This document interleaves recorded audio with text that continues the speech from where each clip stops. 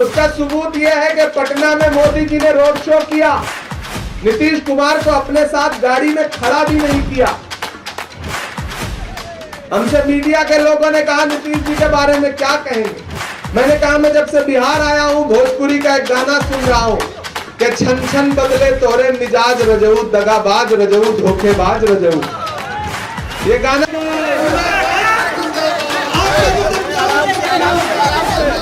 आप खड़े हैं, नया पाने की चाहत में पुराना छूट जाता है, नया पाने की चाहत में पुराना छूट जाता है। तुझे अपनाऊं तो मुझसे जमाना रूठ जाता है। मोहब्बत पढ़ने लिखने में बहुत आसान है, लेकिन मोहब्बत को निभाने में पसीना छूट जाता है। भागलपुर वालों, आने वाली 11 तारीख को आपको न सिर्फ भागलपुर के बल्कि बिहार के भी मुस्तकबिल का फैसला करना है। यह चुनाव बहुत जरूरी चुनाव है। ये अपना एक एक हाथ दिलाइए मुझे भरोसा कि 11 तारीख को एक एक वोट लेकर के जाएंगे, हाथ छाप का बटन दबाएंगे, बस एक नारा लगाएंगे, चुपचाप चुपचाप चुपचाप चुपचाप। आप लोगों से गुजारिश है स्टेज के साथ वो घड़ी आ गई है हमारे बीच हिंदुस्तान के जानी मानी हस्ती जनाब इमरान प्रताप गढ़ी साहब हमारे बीच उपस्थित हो चुके हैं। जोरदार तालियों से उनका स्वागत करें। सब लोग पंडाल में आने का प्रयास करें। सब लोग धर्म को आपको पूजा और इबादत करने के लिए कहता है। धर्म आपको अच्छी बात बताती है, लेकिन ये धर्म के नाम पर धर्म के लुटेरों ने आज शमूलियत से चलेगा, किसी की तानाशाही से नहीं चलेगा। मैं आपका इमरान प्रताप गढ़ी हूं। पूरे मुल्क में आपकी आवाज बनकर के बोलता हूं, चाहे वो संसद की सीढ़ियां हो या हिंदुस्तान की सड़कें हो। मैं झुका नहीं, मैं डरा नहीं, कहीं छुप छुपा के खड़ा नहीं। जो डटे हुए हैं महाज पर, मुझे उन सफों में तलाश कर। बोल रहा हूं मैं, लड़ रहा हूं मैं, हाकिम की आंख से आंख मिला करके लगातार बावाज़े बुलंद बोल रहा हूं। भागलपुर वालों, पिछली बार भी आपके बीच में आया था 5 साल पहले, मुझे याद है। अजीत शर्मा जी के प्रचार में शायद वो आखिरी दिन था कैंपेन का, और आज फिर आपके बीच में हाजिर हुआ हूं ये कहने के लिए कि मेरे भाई फिर सलाम करता हूं भागलपुर की जिंदा दिल आवाम को। हजारों की तादाद में मौजूद नौजवान साथियों, बुजुर्गों, माओ बहनों, आपके चहेते उम्मीदवार भाई अजीत शर्मा जी, आपके जिलाध्यक्ष साहब, यहां पर मौजूद गठबंधन के सभी पदाधिकारीगण, आरजेडी के, आईपी के, वीआईपी के, लेफ्ट के जो भी साथी मौजूद हैं, हमारे अल्पसंख्यक विभाग के शिबली मंजूर साहब, और बड़ी तादाद में आप इस दोपहरी में सुबह सुबह, ये ऐसी दोपहरी है जो सुबह के 11:30 बजे भी धूप तेज है, और इस धूप में भी आप खड़े हैं। नया पाने की चाहत में पुराना छूट जाता है, नया पाने की चाहत में पुराना छूट जाता है। तुझे अपनाऊं तो मुझसे जमाना रूठ जाता है। मोहब्बत पढ़ने लिखने में बहुत आसान है, लेकिन मोहब्बत को निभाने में पसीना छूट जाता है। भागलपुर वालों, आने वाली 11 तारीख को आपको न सिर्फ भागलपुर के बल्कि बिहार के भी मुस्तकबिल का फैसला करना है।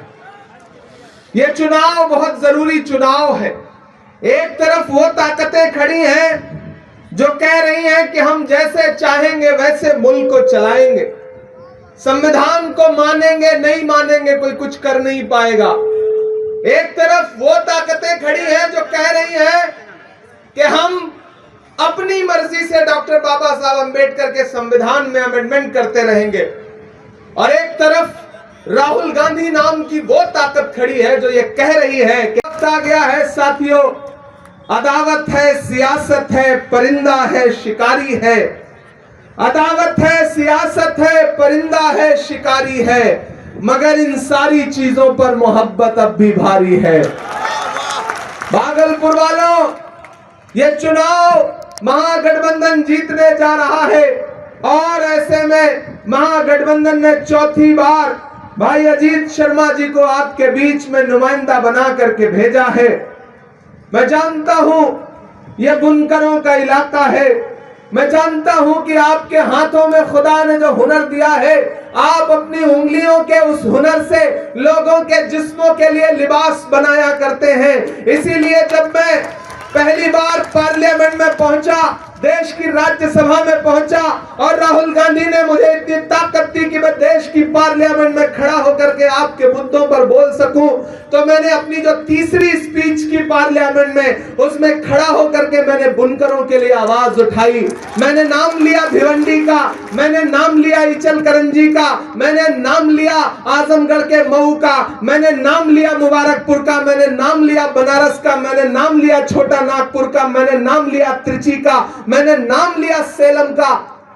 जहां जहां और भागलपुर में जो यहां पर बुनकर साथी हैं, मैंने आपके बुनकर उद्योग का और आपके जिले का नाम लेकर के देख लीजिएगा। आज फिर से एक बार आपके बीच में दामन फैला के खड़ा हूं। कल राहुल गांधी जी यहां आकर के आपके बीच में बात करके गए और राहुल जी से कई बार व्यक्तिगत बातचीत में भी उन्होंने मुझसे एक बार पूछा कि इमरान, आप माइनॉरिटी डिपार्टमेंट के नेशनल चेयरपर्सन हैं, बताइए अकलियतों के लिए मुल्क में सबसे जरूरी काम कौन सा है। तो मैंने उनसे एक बात कही कि सर, इस सरकार ने बहुत प्लान करके जो छोटे छोटे उद्योग थे, कल कारखाने थे, उनको बर्बाद करने की साजिश की है। चाहे वो बुनकरों का काम हो, चाहे वो सहारनपुर का लकड़ी का काम हो, अलीगढ़ का ताले का काम हो, मुरादाबाद के पीतल का काम हो, जहां आपके हाथों में हुनर था और जहां आपको हुकूमतों के आगे हाथ नहीं फैलाना पड़ता था, आप अपने पसीने की कमाई से अपने बच्चों के लिए रोटी कमाते थे, उन तमाम उद्योगों को साजिश करके बर्बाद करने का काम किया है मौजूदा सरकार ने। तो मैंने कहा, जिस दिन सरकार बनती है, सबसे पहला काम करना है कि राज्य में, सूबों में जो जिन जिन जिलों में बुनकर साथी रहते हैं, उनके लिए हमें एक पॉलिसी बनानी पड़ेगी।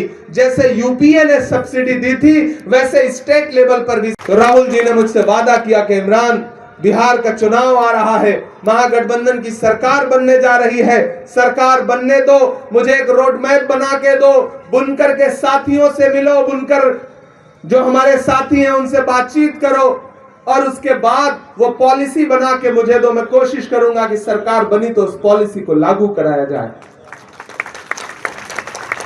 सरकार कैसे बनेगी? सरकार तब बनेगी जब आप अपना एक एक वोट लेकर के भागलपुर वालों निकलोगे और हाथ छाप का बटन दबा करके भाई अजीत शर्मा जी को जिता करके असेंबली पहुंचाओगे। ईवीएम में किस नंबर पे है? मतलब पहले से ही एक नंबर पे है। अब जब पहले से ही एक नंबर पर है, मतलब ऊपर वाले ने पहले से ही एक नंबर पर रख दिया है, तो जब पहले से ईवीएम में रख दिया है तो गिनती में तो फिर एक नंबर पर रहना ही है। ये भी सोच करके जाना साथियों, आप तो इसको लिए ही रही है और इसकी सबसे ज्यादा हिफाजत करनी है। ये जो लुटेरे घूम रहे हैं ना वोटों के, ये सबसे पहले ईवीएम मशीन पे ही डाका डालते हैं, इसलिए इसकी हिफाजत जान से बढ़ के करनी है। इन लुटेरों को लूटने नहीं देना है और इनके छाती पे खड़े होकर नारा लगाना है कि वोट चोर, वोट चोर, वोट चोर।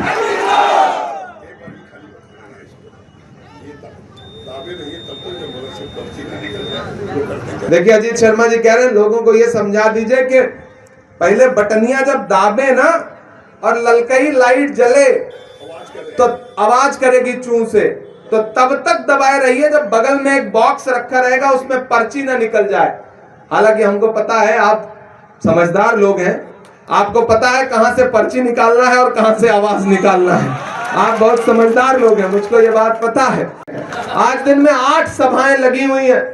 मैं पिछले 16 दिन से पूरे बिहार में चुनाव प्रचार कर रहा हूं गठबंधन के साथियों के लिए, कांग्रेस के साथियों के लिए, और आपसे ये अपील कर रहा हूं कि छोटी छोटी नाराजगी हो, छोटी छोटी शिकायत हो, कोई शिकवा हो तो सब किनारे रख देना, क्योंकि जब मकसद बड़ा हो तो छोटी छोटी चीजें नजरअंदाज करनी पड़ती, पास देना पड़ता है। गोल कोई एक आदमी ही करता है।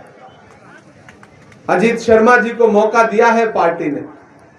और एक बात याद रखना साथियों, सारी चीजें एक तरफ, बस एक बात जहन में रहे कि जब मुल्क में नफरतें उफान पर थी, हमारा लिबास देख करके, हमारा चेहरा देख करके नफरत वाली ताकतों ने वो, मैं पूरे बिहार का दौरा करता हुआ यहां पहुंचा हूं पिछले 16 दिनों में, चाहे वो बछवाड़ा हो, चाहे वो नालंदा हो, बिहार शरीफ हो, चाहे वो खगड़िया हो, चाहे बरबीघा हो, दीघा हो, फुलवारी शरीफ हो, या फिर ढाका हो, बेतिया हो, सिकटा हो, नौतन हो, चनपटिया हो, या फिर गया टाउन हो, या फिर आपके पटना साहिब से लेकर के विक्रम से होते हुए पूर्णिया से लेकर किशनगंज से लेकर के बहादुरगंज से लेकर के ठाकुरगंज से लेकर के कस्बा से लेकर के कोढ़ा से लेकर के धमदाहा से लेकर के मनिहारी से लेके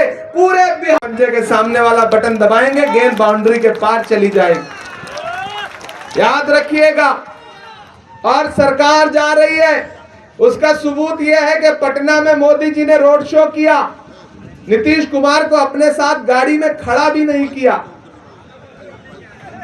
हमसे मीडिया के लोगों ने कहा नीतीश जी के बारे में क्या कहेंगे। मैंने कहा मैं जब से बिहार आया हूं, भोजपुरी का एक गाना सुन रहा हूं कि छन छन बदले तोरे मिजाज रजऊ, दगाबाज रजऊ, धोखेबाज रजऊ। ये गाना तो नीतीश जी के लिए ही बना है। तो उन्होंने कहा कि क्या नीतीश जी जाने वाले?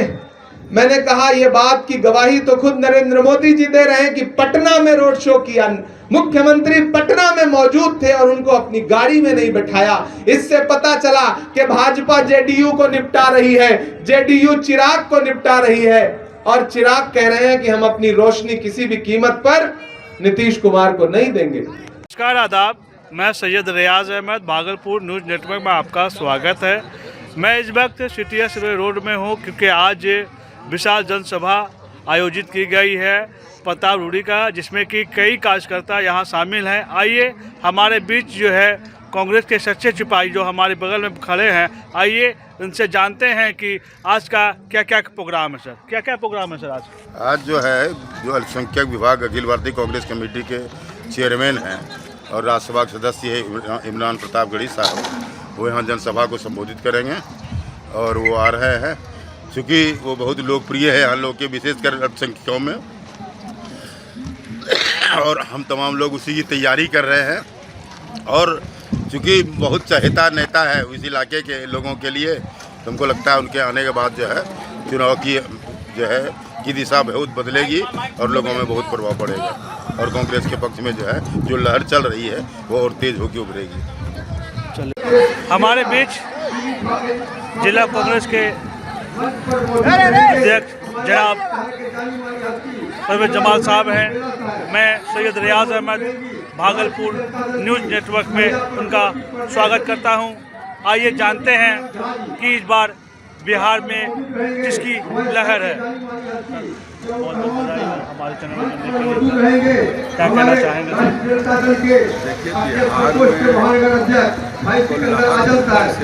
मंच पर मौजूद रहेंगे जिला कोऑपरेटिव सोसाइटी के अध्यक्ष जावेद ताली अंसारी साहब, मंच पर मौजूद रहेंगे कांग्रेस पार्टी के वरिष्ठ नेता कुणाल सिंह जी। सत्ता में लोग होते हैं उनके तरफ जो है मंच पर मौजूद रहेंगे कांग्रेस पार्टी के नेता मिश्रा जी, मंच पर मौजूद रहेंगे हमारे सामाजिक कार्यकर्ता मोनू हलदार जी, जो वार्ड नंबर 15 के वार्ड पर काफी हमारे बरक्स है, जो माहौल मौजूद रहेंगे तपनगढ़ के हमारे पूरे साथी मोहम्मद बशीर गुप्तो साहब, अभी जो मंच पर मौजूद रहेंगे कांग्रेस पार्टी के नगर प्रकरण गठबंधन ने बढ़त हासिल की है, लाल जी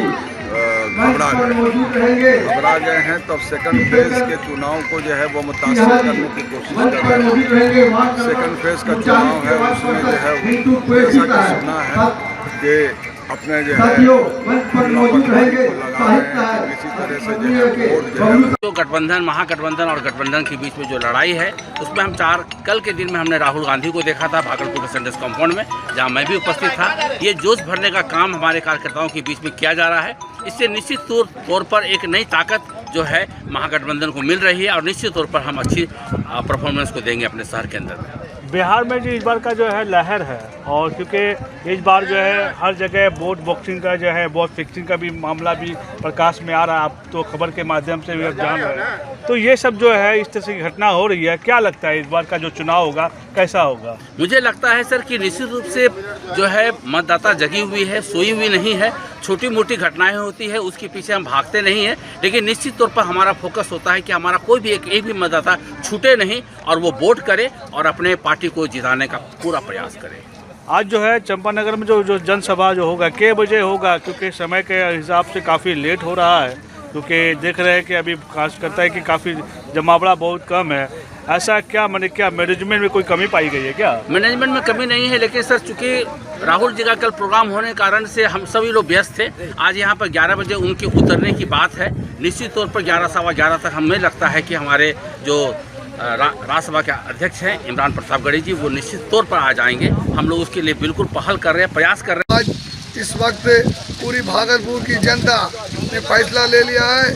जिस कैंडिडेट है अजीत शर्मा जी, इन्होंने 3 बार विधानसभा पहुंचाने का यहाँ की जनता ने काम किया है और इस बार भी इंशाअल्लाह ताला पूरी ताकत से हम सभी भागलपुर की जनता इन्हें विधानसभा भेजने का काम कर रहे हैं। एक एक वोट 11 नवंबर को मानिए अजीत शर्मा जी को जाएगा। इसका चुनाव चिन्ह पंजा छाप है और क्रम संख्या 1 है। एक मतदाता अजीत शर्मा के पक्ष में है। यहाँ से उनकी विजय इंशाअल्लाह पक्की है। हमारा चैनल कहता है कि सबसे पहले मतदान फिर जलपान। तो क्या लगता है इस बार बिहार का जो समीकरण क्या चाह रहा है? क्या बिहार में बदलाव होगा? बिल्कुल पूरा बिहार बदलाव के कगार पर है। जहाँ जहाँ तेजस्वी की सभा हो रही है बिल्कुल आंधी के तरह लोग जमे हुए हैं, पूरी तादाद में लोग आ रहे हैं। इस बार बिल्कुल नीतीश कुमार की सरकार उखाड़ फेंकेगी और बीजेपी भी इनके साथ चालबाजी करने जा रही है। नीतीश कुमार अब इस बार उम्मीद नहीं है कि वो सरकार में आ जाएगी। गठबंधन की सरकार पूरी मजबूती के साथ बन रही है और हम लोग विधायक बनाकर अजीत शर्मा जी को विधानसभा भेज रहे हैं और वो मंत्री बनेंगे। इस बार पूरी उम्मीद है। जैसा कि आपको पता होना चाहिए कि हर जगह अभी वोट के बारे में जो है फोकस वोट लग रहा है। हर जगह यहाँ पोलिंग मतदाता में हर घटना सामने आया है। क्या लगता है कि भागलपुर में इस बार जो वोट हो गया 11 तारीख को और 14 तक वो नतीजा है, इस बार का जो इलेक्शन होगा क्या इस पर बहुत प्रशासन की काफ़ी नज़र है, जिला प्रशासन और निर्वाचन आयोग का भी नज़र है, कैसा रहेगा इस बार का मतदान? देखिए प्रशासन को अपनी काम करना बिल्कुल उससे भी चुस्त दूर रहना चाहिए। हमारा जो संविधान है बिल्कुल यहाँ पे सबको मत देने का अधिकार है अपना अपना, और जनता पूरी तैयारी से है और माइंड मेकअप कर चुकी है कि हमें वोट देना है और अजीत शर्मा को भागलपुर से विजय बना के उधर विधान। इस बार का जो चुनाव होगा 11 तारीख को 14 तारीख को क्या समीकरण बनेगा? जिस तरह से चुनावी सभा आयोजित की जा रही है हर जगह, क्या समीकरण बनेगा सर? ये सीपीआई सीपीएम माले वीआईपी और जो है बुनियादी मुद्दा गुप्ता जी का जो है महंगाई, तमाम लोगों का जो है ये बैठक इसी पर है। यहाँ तमाम लोग हम इकट्ठा हुए हैं और तमाम लोगों का वोट महागठबंधन का जो भी प्रत्याशी जन स्वराज पार्टी के उम्मीदवार की जो सूची है बिहार में 243 सीट उम्मीदवार खड़ा किए हैं, जबकि कल का स्टेटमेंट आया कि प्रशांत किशोर ने कहा कि हम हर जगह से विजयी हो रहे हैं। क्या लगता है ये छलबली वो बात है या फिर सच बात? का शेर है, कोई सच्चाई नहीं कि हमारी तारीख इतनी ताबनाक है जो जनता का जो कि दस्त दस्त दरिया भी न छोड़े हमने, बहरे जलमात में भी दौड़ा दिए घोड़े हमने, वो हमें ऐतिहासिक जीत। वो यानी कि भागलपुर विधानसभा क्षेत्र से अजीत शर्मा और नाथनगर से जज हसन भारी मतों से इस बार विजय होने की संभावना या है? निश्चित रूप से मौत अगर आनी है महागठबंधन की तो उसका तो ये थे हमारे कांग्रेस के सिपाही इमाम आलम, मैं आपको अपने चैनल के माध्यम से पल पल की खबरें आपको देता रहूँगा। मैं सैयद रियाज अहमद, भागलपुर न्यूज़ नेटवर्क, चंपानगर।